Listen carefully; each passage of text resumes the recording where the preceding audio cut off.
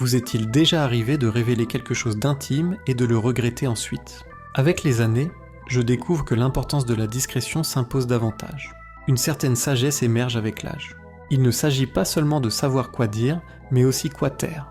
Après 70 ans, les informations que je partage peuvent avoir des conséquences imprévues.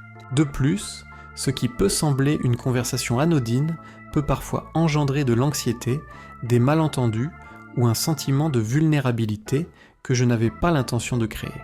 Dans cette présentation, j'examine 9 sujets qu'il vaut mieux éviter de discuter avec les autres après 70 ans. Non pas par besoin de dissimulation, mais parce que protéger sa tranquillité, son espace personnel et sa sécurité devient de plus en plus vital.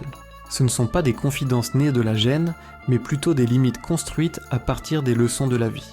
Chaque point vise à prévenir la détresse émotionnelle, à protéger son héritage et à préserver sa dignité durant cette phase importante de l'existence. Que l'on ait toujours été très ouvert ou naturellement plus discret, je crois que ces 9 points méritent d'être gardés plus confidentiels, car les mots non dits peuvent parfois être aussi puissants que les actes. De plus, choisir ce que l'on révèle ou ce que l'on tait n'est pas signe de distance, mais de prudence. Je vous encourage à rester avec moi jusqu'à la fin, car en arrivant au dernier point, vous pourriez percevoir vos interactions quotidiennes différemment et peut-être même établir des limites dont vous n'aviez pas réalisé la nécessité. Commençons. Numéro 1. Votre situation financière détaillée. Protéger mes informations financières est l'une des choses les plus cruciales que je fais après 70 ans. Cette protection s'étend non seulement aux inconnus, mais parfois même à des amis sincères ou à des membres de la famille. Discuter librement du montant de ses économies, de la nature de sa pension ou de la valeur totale de sa maison peut paraître anodin, surtout dans des conversations informelles. Cependant, une fois cette information divulguée, on ne peut plus la reprendre, et tout le monde ne la traitera pas avec discrétion. Un changement subtil se produit lorsque les autres connaissent vos actifs. Les attentes changent, les limites deviennent floues. Je pourrais me retrouver sollicité pour de l'aide plus souvent, ou poussé dans des entreprises qui ne sont pas vraiment avantageuses pour moi. Même des proches bien intentionnés pourraient commencer à se croire en droit d'accéder à des ressources qui n'ont jamais été promises, simplement parce qu'ils connaissent mes possessions. De plus, trop en dire sur ses finances peut attirer l'exploitation. Les arnaques ciblant les personnes âgées sont en augmentation. Et plus quelqu'un possède de détails sur vos revenus, vos biens ou votre style de vie, plus il lui est facile de personnaliser son approche. Parfois, le danger ne vient pas de l'extérieur de vos relations proches, mais de l'intérieur.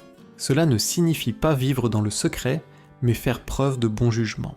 Je ne divulgue mes détails financiers qu'aux personnes qui ont besoin de les connaître.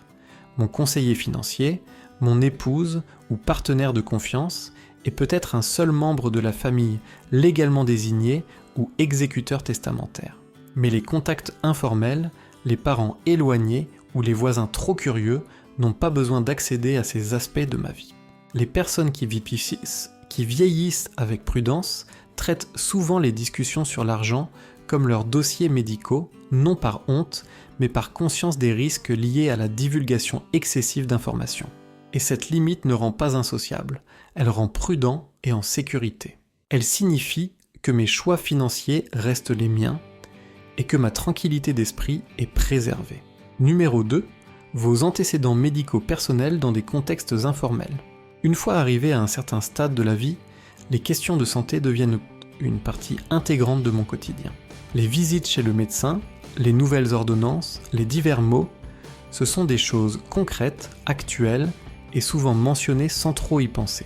Cependant, après 70 ans, je trouve prudent d'hésiter avant d'entrer dans les détails de mon passé médical, surtout dans des situations informelles ou moins personnelles.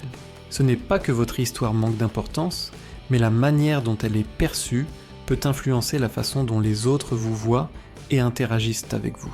Quand je parle ouvertement de chaque souci de santé, de chaque opération et de chaque inquiétude, il y a un risque que les autres commencent à me voir uniquement sous cet angle.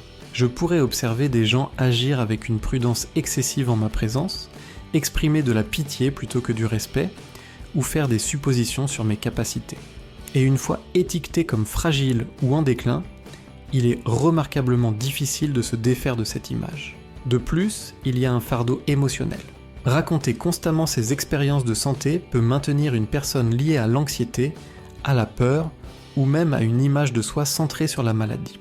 Et lorsque ces détails sont partagés avec des personnes qui ne sont pas intimement liées, cela peut entraîner des remarques maladroites, des conseils non sollicités ou même des critiques non souhaitées. Je pourrais entendre des phrases comme « Devriez-vous vraiment entreprendre ce voyage ?» ou « Peut-être que vivre seul n'est plus adapté pour vous ». Tout cela de la part de personnes qui connaissent à peine la situation complète. Au lieu de cela, je choisis de partager judicieusement avec des proches de confiance, des professionnels de la santé ou ceux qui vivent des situations similaires. Oui, communiquer ouvertement là où c'est approprié. On peut trouver du réconfort dans de tels liens. Mais avec les autres, je peux simplement dire « je gère quelques petites choses, mais je vais bien et m'en tenir là ». On ne se cache pas, on préserve son indépendance.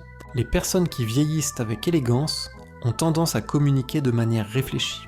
Elles discernent quand il est approprié d'être franc et quand garder certaines réalités privées, non par arrogance, mais par sagesse. Car tous les détails ne méritent pas d'être rendus publics, et protéger son récit personnel fait partie intégrante de la protection de sa résilience. Si vous suivez toujours cette présentation et que ces observations vous sont utiles, merci de commenter avec le numéro 2 ci-dessous pour indiquer votre présence. Et si vous n'êtes pas encore abonné, je vous suggère de le faire et d'activer la cloche de notification pour ne manquer aucune présentation future. Votre soutien nous aide à continuer de produire du contenu de qualité pour vous informer et vous inspirer. Continuons. Numéro 3. Vos regrets personnels ou erreurs passées. Chacun de nous a des chapitres de sa vie qu'il préférerait ne pas raconter publiquement. Cependant, après 70 ans, je trouve qu'il y a une dimension plus profonde à ce que je choisis de revisiter et, plus important encore, à ce que je choisis de divulguer. Les regrets ont une curieuse tendance à persister, surtout lorsqu'ils sont exprimés dans un contexte inapproprié. Et bien que la franchise et l'ouverture soient précieuses, raconter perpétuellement ses faux pas passés peut causer plus de tort que de guérison, surtout lorsque ces récits sont partagés avec des personnes qui n'ont pas mérité votre confiance. Quand je parle de regrets, décisions non prises, opportunités manquées, personnes que j'ai blessées, j'expose une partie sensible de moi-même. Et si la personne qui écoute réagit avec critique, apathie ou même un simple manque de considération, cela peut intensifier la douleur au lieu d'apporter du réconfort. Ce qui était censé être libérateur devient un fardeau supplémentaire à porter.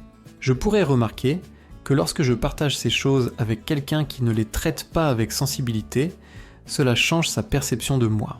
Il pourrait interagir différemment, me définir par une seule anecdote ou commencer à s'immiscer avec des conseils, des opinions ou des présomptions sur ma personne actuelle. Mais on n'est pas défini par son histoire. On n'est pas simplement une compilation de mauvais choix ou de chances gaspillées. Il y a une profonde sagesse à discerner quels éléments de son récit sont appropriés pour le partage et lesquels sont mieux abordés en privé ou avec une personne de confiance. Cela pourrait être un thérapeute, un guide spirituel ou un ami fidèle qui vous comprend vraiment. Mais avec les autres, il est acceptable de dire simplement « j'ai tiré des leçons d'expériences difficiles » et de laisser les choses ainsi. En vieillissant, je comprends de plus en plus que la tranquillité ne se trouve pas dans l'aveu perpétuel des fautes, mais plutôt dans la perspective. Elle se trouve dans la reconnaissance que son passé vous a façonné, mais ne vous possède pas. Que vos erreurs peuvent éclairer certains aspects, mais ne représentent pas la totalité de qui vous êtes. Les personnes qui traversent leurs 70 ans et au-delà avec une dignité intacte portent généralement leur histoire avec une certaine aisance. Ce n'est pas parce qu'elles la cachent, mais parce qu'elles ont fait la paix avec elle, et elles ont compris que tous les récits ne sont pas destinés à toutes les oreilles. Numéro 4. Votre testament ou vos plans de succession avec des parties non légales. Il y a une dimension intensément privée et souvent très émotive aux décisions que l'on prend concernant ses dernières volontés. Passé 70 ans, beaucoup, moi y compris, commencent à réfléchir plus sérieusement à leur testament, à leurs biens et à la manière dont ils souhaitent que leur héritage soit transmis. Cependant, la réalité s'apparaît la suivante. À moins qu'une personne n'ait un rôle légal dans la gestion de ce processus, il est presque toujours préférable de garder ces détails confidentiels. Quand je commence à divulguer qui doit recevoir quoi, en quelle quantité ou à quel moment, j'ouvre involontairement la porte à la discorde. Les attentes naissent et les comparaisons commencent. Les gens se demandent pourquoi une personne a été choisie plutôt qu'une autre, ou pourquoi un bien a été réparti d'une certaine manière. Même au sein des familles les plus unies, et malgré des intentions honorables, les questions d'argent et d'héritage peuvent provoquer l'envie, un sentiment de dû et des malentendus plus rapidement que presque n'importe quel autre sujet. De plus, divulguer ce type d'informations avant que les dispositions ne soient finalisées ou sans un cadre légal approprié peut avoir des conséquences négatives. Je pourrais changer d'avis plus tard. Je pourrais modifier mon testament. Je pourrais rencontrer des conditions que je n'avais pas prévues. Et une fois ces détails exprimés, les modifier peut être perçu comme une trahison, même si c'est la bonne décision pour moi. C'est pourquoi les personnes qui vieillissent avec prudence confient généralement ces affaires à un cercle restreint et fiable. Elles consultent un professionnel du droit. Elles choisissent un exécuteur testamentaire. Elles consignent leur volonté clairement et conformément à la loi. Et elles limitent les discussions informelles qui pourraient créer des complications à l'avenir. Il ne s'agit pas d'être secret, il s'agit de gestion responsable. Divulguer mes plans à tous peut sembler ouvert, mais cela attire fréquemment des influences indues. Et quand je privilégie la clarté et la protection légale à une discussion généralisée, je protège non seulement mes biens, mais aussi ma tranquillité et les relations durables au sein de ma famille. Si vous suivez toujours cette présentation et que ces points vous éclairent, merci de commenter avec le numéro 4 ci-dessous pour signaler votre attention continue. Et si vous n'êtes pas encore abonné, je vous encourage à vous abonner et à activer la cloche de notification pour ne manquer aucune présentation future. Votre soutien nous aide à continuer de produire du contenu de qualité pour vous éclairer et vous motiver. Continuons. Numéro 5. Vos vulnérabilités émotionnelles avec des personnes peu fiables. Une forme unique de résilience accompagne l'avancée en âge. C'est la force de discerner quand être émotionnellement ouvert et quand protéger ses sentiments. Après 70 ans, la perspicacité émotionnelle devient encore plus importante pour moi.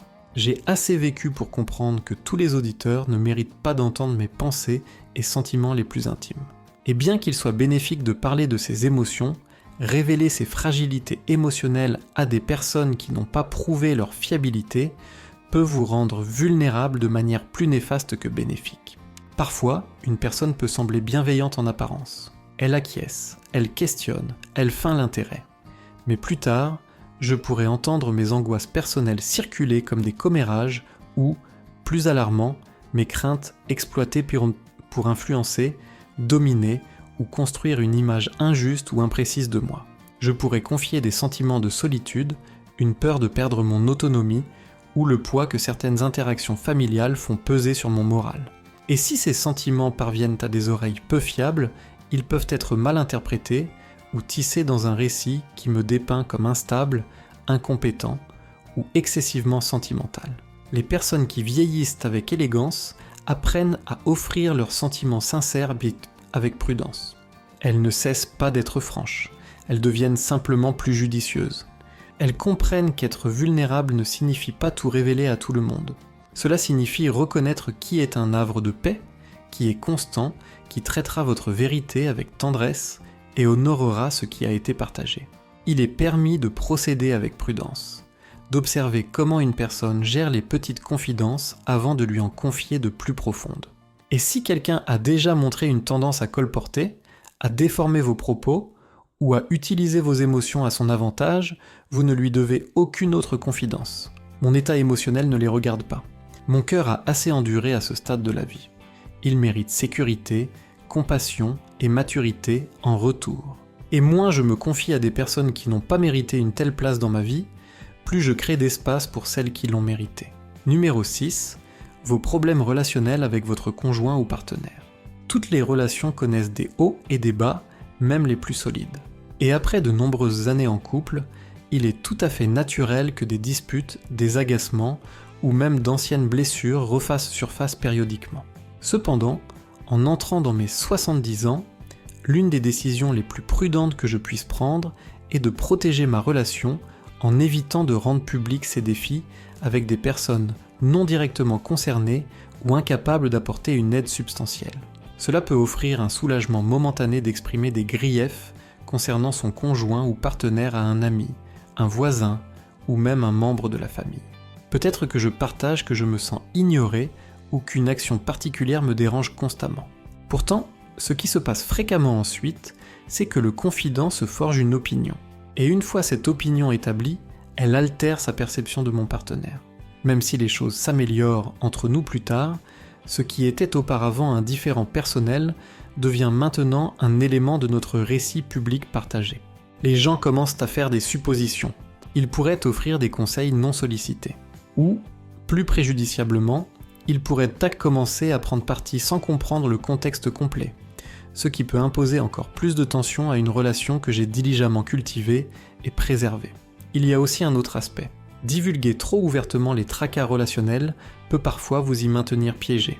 Quand je ne fais que me plaindre sans prendre de mesures correctives, le récit se solidifie. Je revis les désaccords encore et encore au lieu de les dépasser. Inversement, lorsque je choisis la discrétion, lorsque j'aborde ces préoccupations directement avec mon partenaire, ou avec un thérapeute, ou avec une partie véritablement impartiale, je crée une opportunité de guérison plutôt que de condamnation. Les partenariats qui durent à travers les années tiennent généralement certaines choses pour sacrées. Non pas secrètes, mais sacrées. Ils comprennent que ce n'est pas parce qu'on est en détresse que le monde entier doit être au courant. Et ils comprennent que préserver l'image publique de son partenaire, même pendant les périodes difficiles, est une expression d'affection durable. Donc, exprimez-vous quand quelque chose ne va pas, mais faites-le avec prudence. Protégez votre lien des interférences superflues et ayez confiance que certaines discussions, en particulier les plus critiques, sont destinées à avoir lieu uniquement avec la personne qu'elles concernent réellement. Si vous suivez toujours cette présentation et que ces observations vous sont utiles, merci de commenter avec le numéro 6 ci-dessous pour m'informer de votre engagement continu. Et si vous n'êtes pas encore abonné, je vous conseille de vous abonner et d'activer la cloche de notification pour ne manquer aucune présentation future. Vos encouragements nous aident à continuer de produire du contenu de qualité pour vous éclairer et vous motiver. Continuons. Numéro 7. Votre opinion sur les choix de vos enfants adultes. En tant que père, il est naturel d'être profondément préoccupé par mes enfants. Même lorsqu'ils sont des adultes accomplis, je désire ce qu'il y a de mieux pour eux. Je veux les protéger. Et parfois, j'observe des décisions qu'ils prennent concernant l'éducation des enfants, les partenariats, les questions financières ou leur mode de vie qui ne correspondent pas à mes propres vues. Cependant, après 70 ans, l'une des compétences les plus exigeantes mais cruciales à perfectionner est de discerner quand se taire. Exprimer mes opinions sur les affaires de mes enfants adultes, en particulier à des tiers, peut rapidement entraîner des conséquences négatives. Ce que j'entends par sollicitude peut être interprété comme une critique. Ce que je perçois comme de la sagesse peut être pris pour une condamnation. Et lorsque ces opinions parviennent à mes enfants, même par des moyens détournés, cela peut engendrer de l'éloignement, de l'amertume, ou même une tension durable dans notre relation. Je pourrais être tenté d'en discuter avec un ami ou un frère, une sœur. Je ne comprends tout simplement pas pourquoi Michel a quitté son emploi, ou j'aimerais que Lisa aborde l'éducation des enfants différemment. Cependant, une fois ces mots prononcés, ils prennent racine dans l'esprit d'une autre personne et sa perception de mon enfant peut être modifiée de manière permanente. Plus alarmant encore, si la nouvelle leur parvient, la confiance que j'ai cultivée peut en souffrir considérablement. Les personnes qui entretiennent des relations solides avec leurs enfants adultes savent pratiquer la retenue émotionnelle. Elles se rappellent que les conseils non sollicités ressemblent souvent à une tentative de domination. Elles attendent une ouverture. Elles communiquent doucement lorsque l'occasion se présente et, surtout, elles gardent les opinions personnelles là où elles devraient être en privé. Cela ne signifie pas cesser de se soucier. Cela signifie commencer à faire confiance. Faire confiance que mes enfants naviguent dans leur propre existence, apprennent à leur manière unique et faire confiance que mon soutien discret, ma disponibilité constante et mon détachement respectueux transmettent souvent plus que n'importe quelle opinion exprimée ne le pourrait jamais. Ma sagesse a toujours de la valeur, mais lorsqu'elle est présentée au bon moment et de la bonne manière, elle est reçue avec affection plutôt qu'avec opposition. Et avec le temps, ce respect cultive le type de lien qui perdure. Numéro 8, vos mots de passe, code PIN ou informations d'accès importantes. Après 70 ans, gérer ma sécurité numérique et financière devient de plus en plus primordial. Mais il en va de même pour discerner à qui confier mes données confidentielles. Divulguer des mots de passe, l'accès à des comptes bancaires ou des informations personnelles vitales, même à des proches, ne devrait jamais être fait de manière informelle. Ce n'est pas parce que j'anticipe que les gens en abuseront, mais parce que le potentiel de préjudice augmente à mesure que l'information est largement diffusée. Il peut sembler pratique de donner à mon petit-fils mon mot de passe de messagerie pour qu'il m'aide à réinitialiser un compte. Ou peut-être ai-je informé un voisin de l'emplacement de mon chéquier pour les situations d'urgence ? Pourtant, une fois que cette information n'est plus sous mon autorité directe, je ne peux pas toujours prévoir sa destination ou comment elle pourrait être utilisée. La fraude ciblant les personnes âgées est une menace réelle, et elle ne provient pas toujours d'inconnus. Parfois, c'est un parent qui pense y avoir droit. D'autres fois, c'est un ami en difficulté financière. Dans d'autres cas encore, c'est simplement une erreur, quelqu'un divulguant vos détails à une autre partie en pensant aider. Et avant qu'on ne s'en rende compte, la confidentialité personnelle est violée. La stratégie la plus prudente est de stocker mes mots de passe et données confidentielles en toute sécurité et de ne les divulguer que par des canaux légalement autorisés. Cela pourrait impliquer de désigner une personne de confiance avec une procuration, d'organiser l'accès avec ma banque pour un représentant désigné ou d'utiliser un gestionnaire de mots de passe sécurisé à partir duquel les informations peuvent être récupérées en toute sécurité si nécessaire. Les personnes qui préservent leur autonomie dans leurs dernières années partagent fréquemment une caractéristique commune. Elles gardent le contrôle de leurs informations, non par dissimulation, mais par des méthodes organisées. Elles classent leurs documents, elles créent des registres, elles prévoient l'avenir et elles s'abstiennent de céder l'accès à leur domaine privé à moins que cela ne soit absolument essentiel. Il n'y a aucun élément de suspicion excessive dans la protection de mon existence numérique. C'est une partie intégrante de la préservation de ma dignité, de mes biens et de mon indépendance. Et moins il y a de personnes qui possèdent les moyens d'accéder à mes dossiers confidentiels, plus mon avenir sera sécurisé. Je ne suis pas excessivement sur la défensive, je suis prudent. Et cette sagesse porte ses fruits sous forme de tranquillité d'esprit et en maintenant un contrôle ferme sur ce qui m'appartient. Si vous suivez toujours cette présentation et que ces points vous sont utiles, merci de commenter avec le numéro 8 ci-dessous pour indiquer votre présence continue. Et si vous n'êtes pas encore abonné, je vous suggère de le faire et d'activer la cloche de notification pour ne manquer aucune présentation future. Vos encouragements nous aident à continuer de produire du contenu de qualité pour vous éclairer et vous motiver. Continuons. Numéro 9. Vos projets de déménagement, de réduction de logement ou de changement de situation de vie. Dans mes 70 ans et au-delà, l'idée de modifier où ou comment je vis devient une décision extrêmement personnelle. Peut-être ai-je envisagé de déménager plus près de ma famille, de réduire la taille de mon logement pour quelque chose de plus gérable, ou d'emménager dans une résidence pour personnes âgées. Cependant, c'est là que les choses peuvent se compliquer. Divulguer de telles intentions prématurément et à un trop grand nombre de personnes peut inviter un barrage d'influence avant que je ne sois pleinement préparé. Ce qui commence comme une idée passagère, telle que « peut-être que je vendrai la maison dans 1 an ou 2 », peut rapidement dégénérer en une avalanche de conseils, de suppositions ou même d'aides non sollicitées. Les proches pourraient pousser à des mesures plus rapides. Les amis pourraient commencer à interagir différemment avec moi, comme si j'étais déjà sur le point de partir. Et plus problématique encore, quelqu'un pourrait commencer à prendre des dispositions en mon nom plutôt qu'en consultation avec moi. Dès l'instant où je divulgue quelque chose d'aussi important qu'un changement de lieu de vie, les gens y projettent instinctivement leurs propres appréhensions, souhaits ou points de vue. C'est trop loin. Tu regretteras la vente. Là, tu devrais venir vivre avec nous. Tout cela peut être sincère mais pas toujours bénéfique. Et si je suis encore en phase de délibération, un tel brouhaha peut obscurcir mon jugement et générer un stress inutile. C'est pourquoi de nombreuses personnes qui vieillissent avec lucidité choisissent de délibérer initialement sur ces choix en privé. Elles écrivent dans des journaux, elles prient, elle converse avec un ou deux confidents profondément fiables, pas avec tout leur cercle social.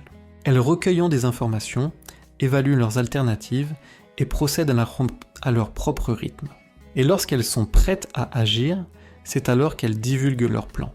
Déclarer des intentions à l'avance, en particulier des intentions importantes, peut transformer ma délibération personnelle en un sujet de discussion publique.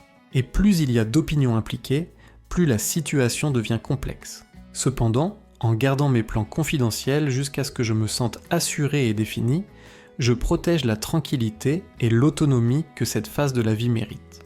Je ne dois à personne un aperçu prématuré de ma prise de décision. Quand le moment sera opportun, j'inclurai les personnes appropriées et celles qui se soucient véritablement de mon bien-être honoreront mon calendrier et ma vie privée alors que je conçois la prochaine étape de mon existence. Réflexion finale. Alors que je conclus cette présentation, je vous invite à faire une pause et à réfléchir à ce que nous avons examiné ensemble. Ces 9 points peuvent sembler mineurs individuellement, mais en y regardant de plus près, ils convergent tous vers un concept central: protéger sa tranquillité. Après 70 ans, mon temps, mon énergie et ma sécurité émotionnelle sont plus précieux qu'à n'importe quel moment précédent. Et comprendre ce qu'il faut taire peut être aussi puissant que de savoir quoi exprimer. Lequel de ces points a le plus résonné en vous ? Vous êtes-vous déjà retrouvé à trop en dire sur un sujet qui vous a ensuite mis mal à l'aise ? Ou des leçons difficiles vous ont-elles appris que certains sujets sont mieux gardés précieusement ? Vous n'êtes pas seul dans cette expérience. Beaucoup d'entre nous arrivent à cette phase de la vie et comprennent qu'établir des limites ne consiste pas à ériger des barrières. Il s'agit de façonner un environnement où l'estime et la lucidité peuvent s'épanouir. La confidence reste une belle chose, mais elle implique maintenant de partager judicieusement avec les bonnes personnes aux moments opportuns. Une telle prudence n'est ni insensible ni distante. C'est l'un des cadeaux les plus attentionnés et les plus sages que je puisse m'offrir. Merci de m'avoir rejoint aujourd'hui. J'aimerais beaucoup entendre vos pensées. Veuillez laisser un commentaire ci-dessous et mentionner une idée que vous avez retenue aujourd'hui et comment vous comptez l'appliquer dans votre vie. Vos perspectives me sont précieuses, alors n'hésitez pas à les exprimer. Lire vos remarques me motive et m'encourage énormément. Si vous avez trouvé cette présentation agréable et bénéfique, merci de liker, de vous abonner et de la partager. Votre soutien m'aide à continuer de produire du contenu de qualité pour vous éclairer et vous motiver. Merci de votre attention et j'attends avec impatience votre présence pour la prochaine présentation.